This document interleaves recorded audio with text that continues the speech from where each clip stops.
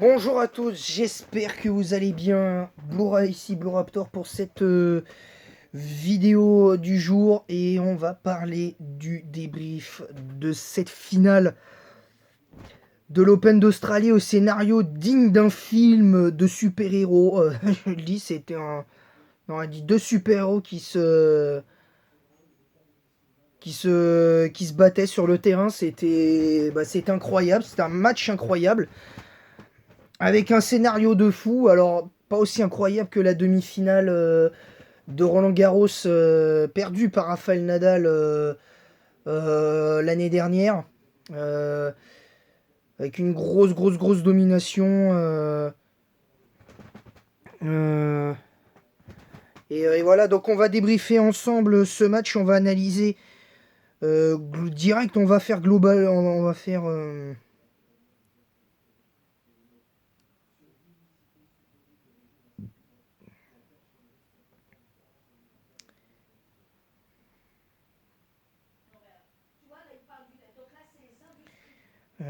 donc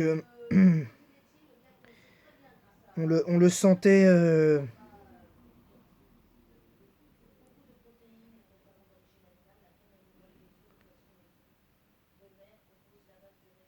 C'était un match au scénario incroyable, un Nadal qui était baladé, mangé, croqué, tout ce que tu veux face à un Medvedev, franchement, qui a pas à rougir de sa performance, même si je trouve qu'il est un petit peu sorti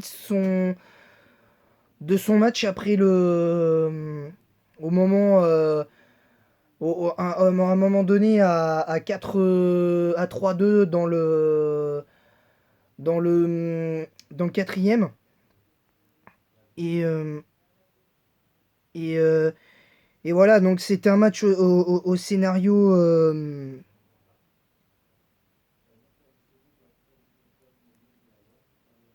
C'est.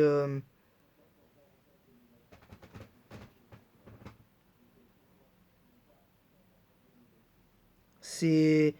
C'était un match au scénario incroyable, donc évidemment, on va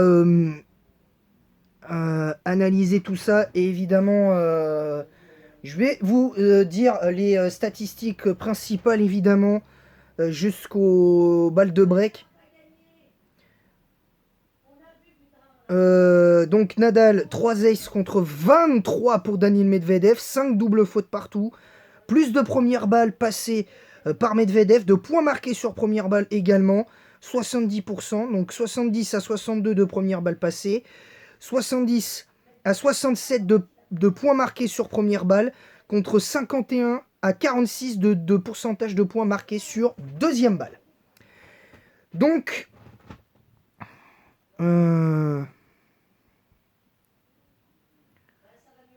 c'est un truc, c'est un scénario de fou. On va commencer par analyser point par point le match. Un match au scénario de fou pour la simple et bonne raison que Nadal démarre assez mal son match. Bon, au départ, il fait ce qu'il faut. Il est, euh, il est dedans. Il montre de belles choses. Medvedev montre de très belles choses. Il surnage Medvedev dans le premier set, donc avec deux breaks blancs dans, dans, dans ce match. Il a beaucoup vendangé. Euh,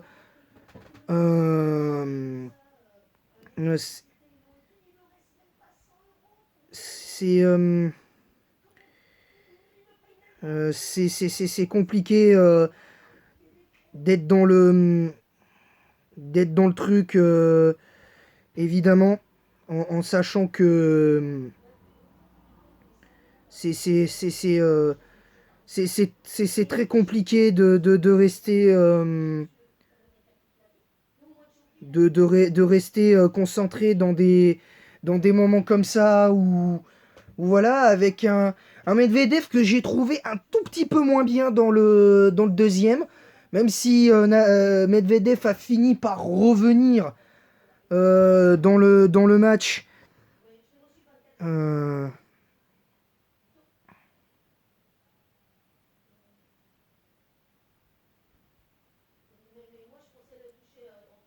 c'est compliqué. Et puis bon, après, ben, le tie-break, alors que Nadal mène 5-3, ben, évidemment, la faiblesse de Nadal dans les tie-breaks est toujours aussi importante. Ça, c'est par contre un énorme. C'est un de ses énormes points faibles, avec évidemment le service qui a été ultra défaillant aujourd'hui, qui a vraiment été ultra défaillant. Mais bon, voilà, 7 balles de break sur 22, 6 sur 22 pour Medvedev. Et puis voilà, bah là, tout de suite, on a vu un Nadal beaucoup plus tranchant dans le troisième set. Et puis là, bah, il mène 3-2. Euh, Medvedev, il a 0,40, il a l'occasion de peut-être de plier le match, de faire ce qu'il faut. Puis là, bah, un Nadal stratosphérique qui euh,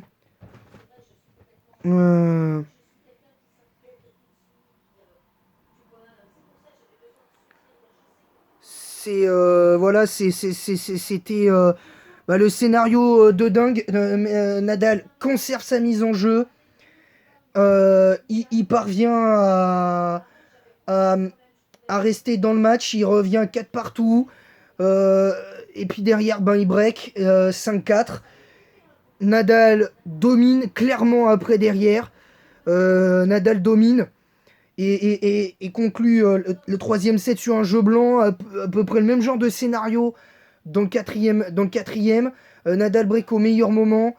Euh, et résultat, bah, il mène 5-4, il conclut sur un jeu blanc. Là, on a un scénario qui est juste fou. Nadal qui est devant pendant tout le set, pendant toute la durée du cinquième. Et résultat, qu'est-ce qui se passe? Ben, il mène 4-2, puis 5-3. Euh, il se fait débray, il se fait débreaker 5-4, 5-5 partout. Tu te dis 5 partout, Medvedev, il va pas lâcher. Il va gagner son service. Peut-être ça va se jouer forcément au super tie-break. Et finalement, voilà. Et puis là, voilà, Medvedev craque sur son service. Il perd son jeu de service. Et finalement, bah voilà, bah ça c'est pas passé pour Medvedev qui craque au pire moment. Et puis Nadal bah, qui du coup fait le break. Et, et Nadal fait le break. Et derrière, ben Nadal Nadal qui est là. Et Nadal qui conclut enfin le match sur un jeu qui conclut sur sa deuxième tentative bah, euh, pour servir pour le gain du match. Ben, il finit sur un break, il finit sur un jeu blanc et résultat, ben ça fait mal parce que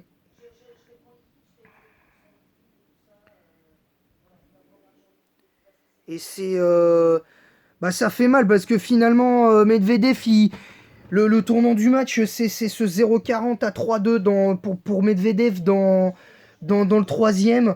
Et puis après bah t'as le premier débreak de Djoko, enfin de Medvedev à 5-4. Derrière Nadal il serre le jeu, il gagne. Et en tout cas c'est vraiment exceptionnel parce que Nadal, après 5 mois sans jouer, il gagne un petit tournoi, je crois, à Melbourne ou à Dubaï, je sais plus. Il gagne, il gagne là et forcément, bah,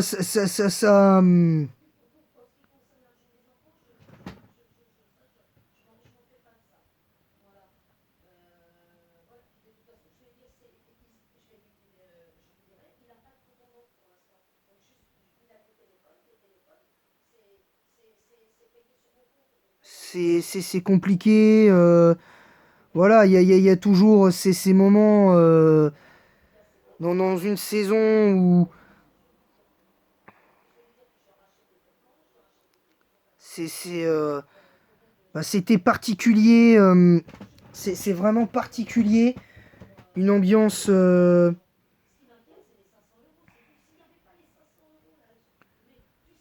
C'était un match au scénario de dingue.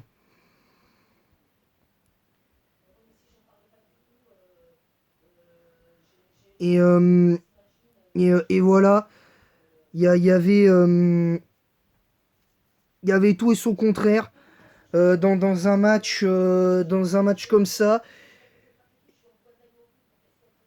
Et franchement voilà, Nadal a su franchement élever son niveau, mais de belle façon. Euh, et, et, euh, et voilà, donc vous constaterez que j'ai pratiquement plus de voix parce que j'ai beaucoup hurlé. J'ai beaucoup hurlé pendant le match parce que Nadal m'avait fait peur. Euh, c'était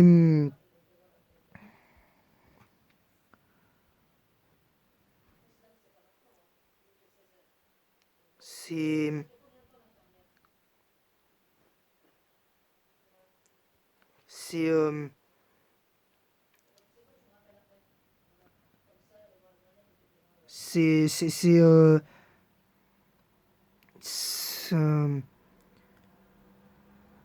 c'est voilà, c'est juste un truc de fou. Bref, voilà, c'est pas enfin c'est un scénario de malade, j'ai pas de mots pour décrire le champion qu'est Rafael Nadal, parce qu'on peut le critiquer sur ses tics, avec ses bouteilles. Euh, euh, c'est compliqué, c'est tout. C'est tout un enchaînement, vraiment, d'émotions.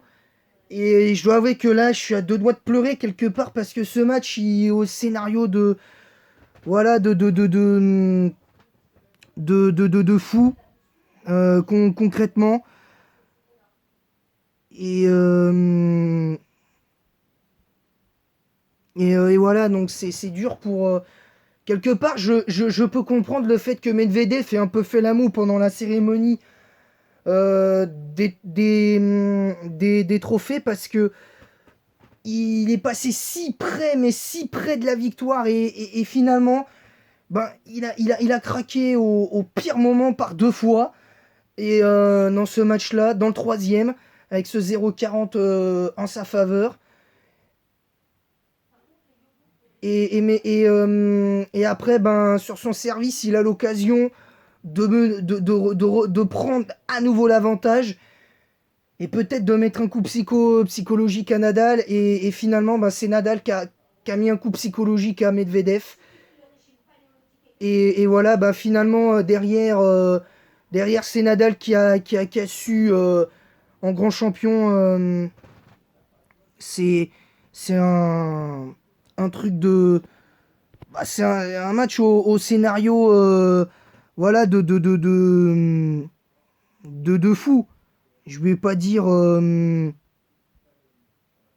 Je vais pas dire le, le contraire. Hein.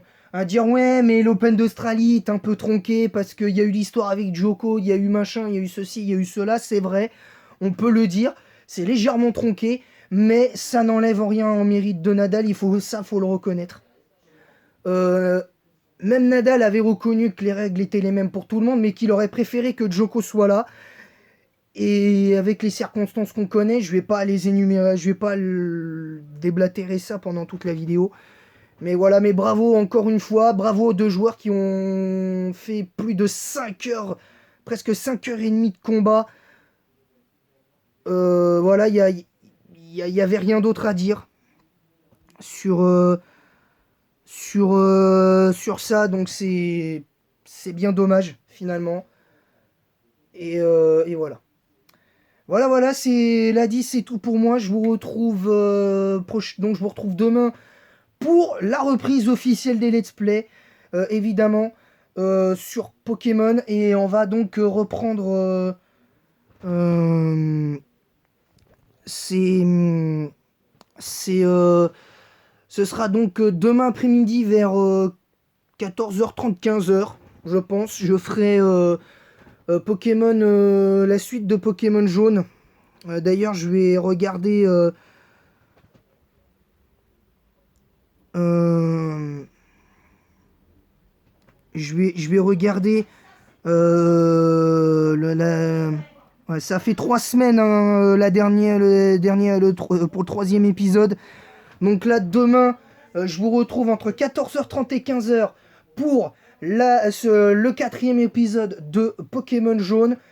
Et je pense qu'on fera que 2 vidéos par semaine. Je pense que lundi et mercredi, non, lundi et vendredi, on fera Soul Silver aussi, parce que je vous ferai Soul Silver également.